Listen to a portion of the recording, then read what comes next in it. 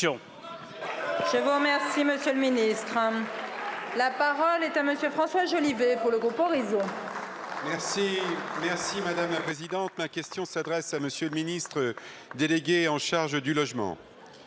Monsieur le ministre, la crise du logement est un sujet désormais politique. Le congrès HLM qui vient de s'ouvrir ce matin en témoigne. Professionnel du secteur de l'habitat pendant plus de 20 ans avant d'être député, je partage les inquiétudes des acteurs du logement, des élus locaux, des entreprises et bien sûr des habitants qui cherchent un logement. La cote d'alerte est aujourd'hui selon moi atteinte, la filière immobilière est en train de s'arrêter et il lui faudra beaucoup de temps pour redémarrer. Nous faisons face à 3 crises. Crise de la production du logement neuf, ils ne se vendent plus. Déjà, certains acteurs d'immobilier entament et préparent des plans sociaux. Conséquence de cette même crise, crise du marché locatif, avec un calendrier d'interdiction de mise en location de logements. Ce n'est plus le cas parce qu'en fait, cette réforme a été prévue en temps calme. La transition énergétique de l'habitat est une nécessité, mais ne rajoutons pas de la crise à la crise. Crise du parcours résidentiel enfin. Notre politique du logement a fait le deuil de la mobilité, que ce soit dans le parc HLM ou dans le parc privé. La fluidité du marché de l'immobilier doit être notre seul guide dans cette période difficile. C'est pourquoi le projet de loi de finances doit absolument amorcer la sortie de crise par des mesures fortes, urgentes et exceptionnelles. Ce budget doit être un plan de sauvetage, de relance et d'espoir pour les habitants.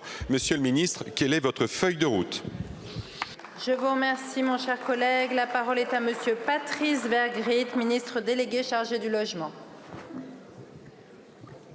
Madame la Présidente, Mesdames et Messieurs les députés, Monsieur le député Jolivet, vous m'interpellez sur la triple crise que connaît aujourd'hui le logement et le gouvernement partage votre diagnostic.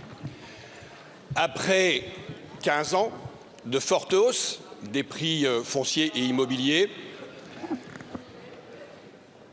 la hausse des taux d'intérêt, l'augmentation du coût des matériaux a effectivement largement déstabilisé le modèle de production du logement, et ce, au moment même où l'urgence climatique nous commande une ambition forte en matière de transition écologique. La réponse du gouvernement doit être sur les 2 ambitions.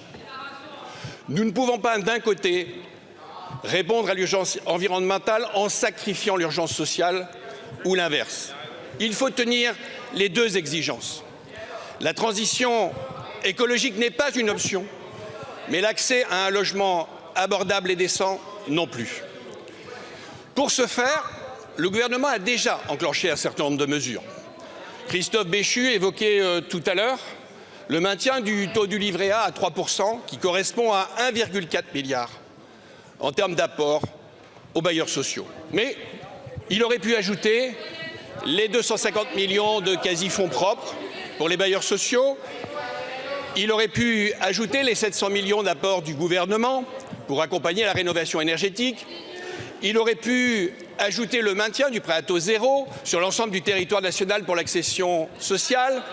Il aurait pu ajouter le renforcement du logement locatif intermédiaire, élargi d'ailleurs aujourd'hui à 209 communes supplémentaires. Mais nous continuerons à travailler sur d'autres mesures avec Bruno Le Maire sur le crédit bancaire et un élargissement, et également avec les bailleurs sociaux.